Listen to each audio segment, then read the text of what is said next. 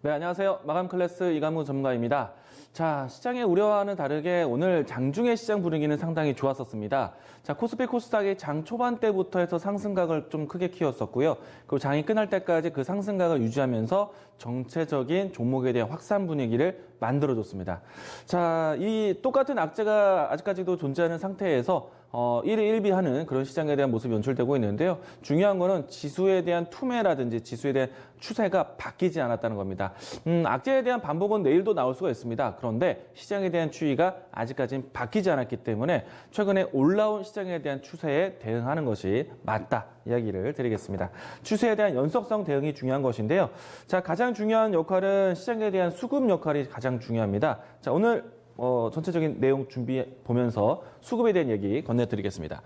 자, 오늘은 장중에는요, 코스피의 외국인과 기관의 동반 매수세로 해서 시장이 상승을 했습니다.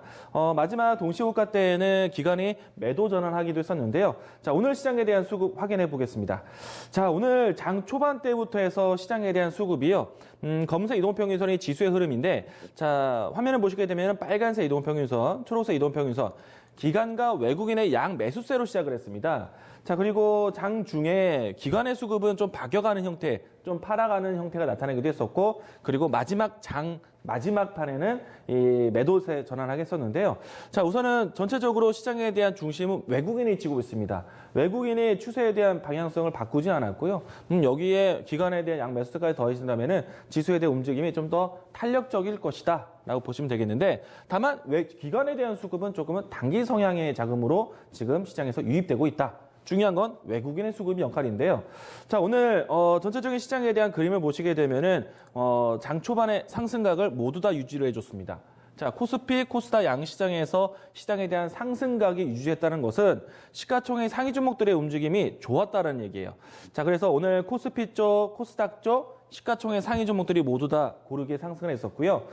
코스닥 시장에 대한 종목들도 보겠습니다. 자, 전체적으로 고르게 상승한 모습에서 특히나 이 헬스케어 그러니까 그 바이오시밀러 관련된 종목들이 좀 상승세가 좀 강했었죠.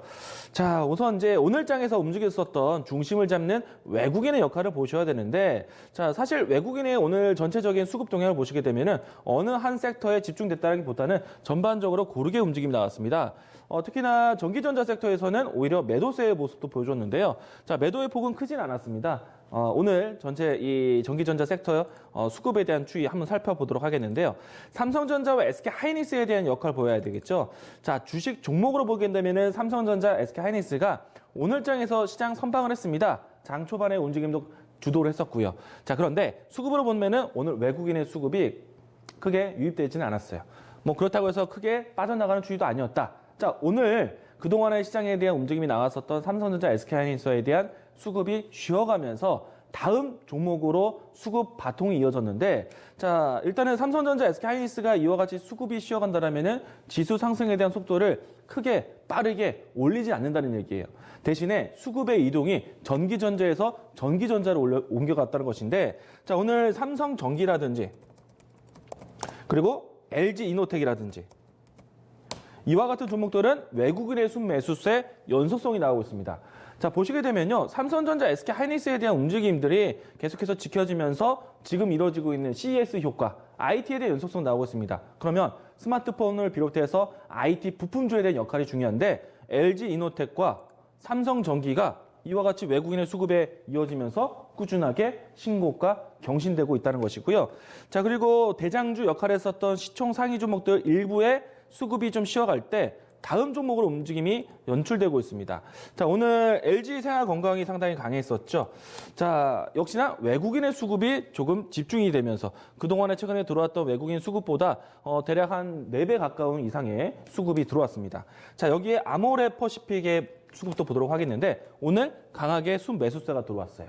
자, 최근에 와서 시장에 대한 리스크가 내리고 오르고 반복이 된다. 그런 와중에 뭐 이란발 리스크에 대한 부분들이 그래도 완화된다라면은 중국 소비주에 대한 키워드를 이야기 드렸는데, 이와 같이 중국 소비주 대표적인 화장품 섹터에 외국인 수급이 들어오고 있다는 점, 시장에 대한 수급이 잠시 옮겨가고 있다라고 이야기 드리겠습니다.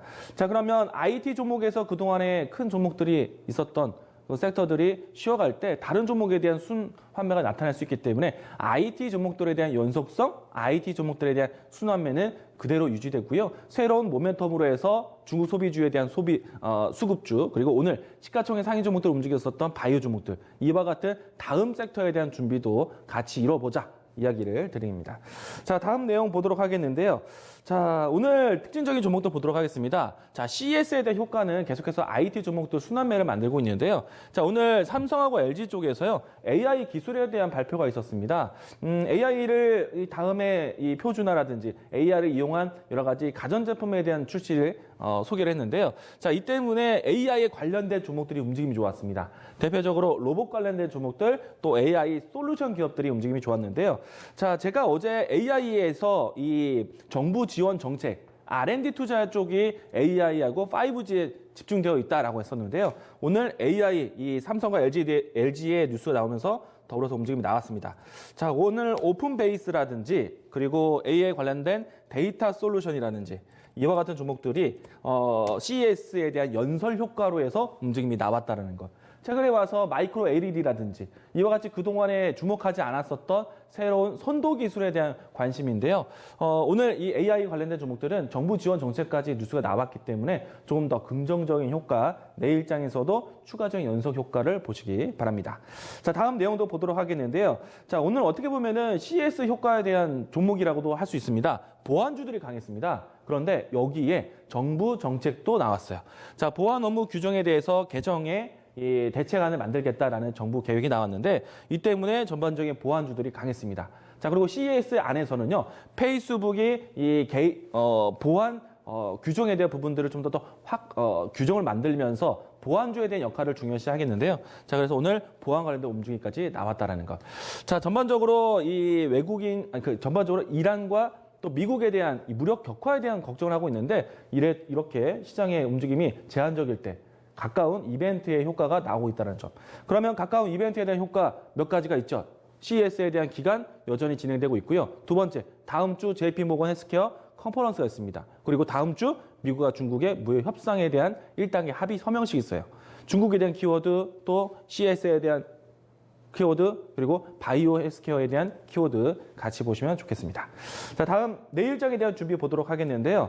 자, 우선은 이 중동발 리스크는 아직까지는 존재를 합니다. 그런데 그래도 시장에서 좀 기대하는 부분이 좀 나타났는데요. 자, 트럼프 대통령이 대이란에 대한 핵 관련된 협상을 재협상할 수 있는 가능성이 기대된다라고 나왔습니다. 자, 이 때문에 시장에서는 그동안에 위험 자산에 대한 선호도를 거두면서 안전 자산, 금값이 올라가고 유가에 대한 폭등, 이와 같은 시장에 대한 주요 지표에 대한 변동성이 나왔는데 오늘은 그 부분들이 조금 완화되었습니다. 언제든지 이와 같이 숨통이 트일 수 있는 뉴스가 나온다면 즉각적인 반응이 나오는데요. 우선 환율에 대한 변동이 나왔습니다. 자, 오늘은 어제 계속해서 이 원달러 환율에 대한 변동성이 크게 진행되는데 오늘은 환율이 좀 안정됐어요. 자, 그러면 시장에 대한 이슈가 계속해서 안정을 바라고 있으면서 진행이 되고 있다. 자, 그러면 지수에 대한 상승에 대한 속도는 제한적인데 반대로 지수에 대한 하락에 대한 걱정을 하느냐? 하락에 대한 저가 매수세에 대한 부분들, 하방 지지력에 대한 테스트가 동시에 이루어지고 있다는 점. 그러면 그러니까 증시에 대한 시장에 대한 성격에 대한 걱정을 지금 미리 겁먹지 말자는 얘기입니다. 그러면 제가 중요한 기준을 말씀드렸었죠. 시장에서 외국인의 역할이 중요한데 외국인이 좋지 않은 환경에서도 빠져나가지 않고 있다. 외국인이 빠져나가지 않는다면 여전히 여러분들은 외국인 따라서 추세 매매를 동일하게 해야 된다. 그 외국인이 끌고 왔었던 IT 섹터에 대한 연속성, 그리고 쉬어가는 수급들이 바이오라든지 이와 같은 종목들에 대한 움직임들을 같이 포착하자 이야기를 드리겠습니다.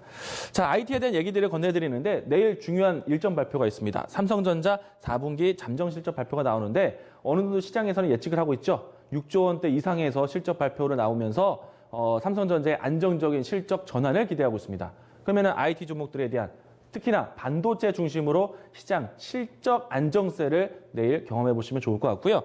자, 반도체가 안정된다면 제가 이야기 드렸던 디스플레이, 5G, 스마트폰에 대한 연속성도 같이 보셔야 됩니다. IT 내일 다시 한번 챙겨보고요. 자, 그리고 오늘 장에 있었던 특징주인데 신라젠이 오늘 추가 임상에 대한 승인 소식이 나오면서 상한가를 갔습니다. 그런데 특이한 점은요, 오늘 장 초반에는 제약주들이 강했어요. 제약주들이 움직였던 이유는 이 아스피린 이 소재가 앞으로 대장암 치료의 가능성에 대한 부분들이 나오면서 제약사들이 오늘 올라갔어요. 그리고 오후장에 신라젠에 대한 임상 추가 소식이 나왔는데 신라젠이 상한가를 갔고 신라젠만 상한가를 갔어요. 자, 그렇게 된다면은 내일장에서는 신라젠에 대한 역할을 중요하게 보면서 바이오시밀러에 대한 관심이 이어질 수가 있습니다. 그러면 오늘 신라젠에 대한 추이는 상한가로 갔기 때문에 개별적으로 지켜보되 그동안에 낙폭 과대되었던 종목, 이 3차 임상을 앞두었던 신라젠이 횡보를 거치고 반등을 하고 있기 때문에 비슷한 관련된 소식 바이오시밀러 종목들을 같이 보시면 되겠는데요. 대표적으로 HLB가 되겠습니다. 자, 내일 이 종목 대표적으로 이야기 드리겠는데, 자, 최근에 와서 조정받고 하단 지지받고 다시 추세를 돌리기 위한 거래량 유입되고 있기 때문에 내일 이 종목 바이오시밀러 안에서 추세 연속성을 같이 보자. 신라젠이 좋았고 내일 이 종목이 또 반등 확산 분위기를 만드는지 같이 보시면 되겠습니다. 자, 일단은 지금 지수의 힘이 꺾이진 않았습니다. 물론 이제 상승에 대한 속도는 제한은 걸렸어요. 삼성전자, SK하이닉스가 수급에 대한 연속성을 쉬어가고 있습니다. 지켜보는 수급이에요. 그동안에 다른 쪽으로 수급이 빠져나가지 않고요. 옮겨가고 있습니다. 그러면 삼성전기, LG이노텍과 같은 이 부품주들, IT 연속성 같이 보고요. 그리고 오늘 신라젠의 효과 내일장에서 확인하시면 됩니다. HLB에 대한 움직임들 확인하시고요. 그리고 이와 같이 가까이 있는 이벤트에 긍정적으로 보자라는 이야기로 해서 오늘 내용 정리하도록 하겠습니다. 오늘 마감 클래스 이렇게 정리하겠습니다.